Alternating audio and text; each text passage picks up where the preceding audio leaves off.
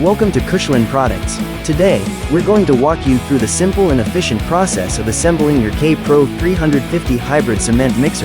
Whether this is your first mixer or an upgrade to your lineup, this guide will help you get the Kpro 350 ready for work in no time.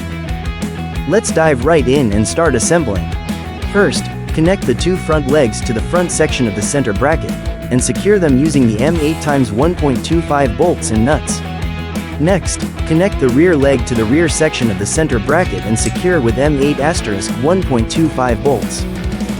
Place the two front legs onto the axle, making sure the axle is centered with equal length on both sides, and secure them using the U-shaped bolts and M8*1.25 nuts.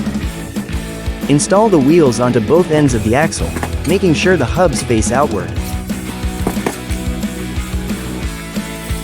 Place the washers onto the ends of the axle, then secure them by inserting the R-clips into the holes. Do the same thing to the other side. Position the upper frame onto the center bracket. Insert the black pivot pin into the front end of the frame and secure it with the R-clip. Then insert the yellow pin into the rear end of the frame. Install the handles and secure them with the M8x1.25 bolts and nuts, making sure each handle is placed on the correct left and right side. Attach the bushing flange and rubber washer to the back of the drum with screws. Tighten the nuts inside the drum to secure. Insert the carriage bolts into the bottom hole and the side holes of the drum.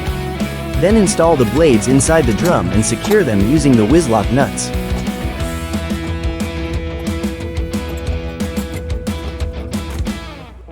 Remove the motor from the box and align it with the motor mounting holes on the upper frame.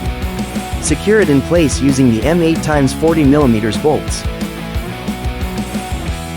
Finally, attach the bushing flange, with the drum already installed, to the motor. Align the pre-drilled holes on the bushing flange with the motor shaft. Insert the M10x1.5x55mm machine bolt, and tighten securely.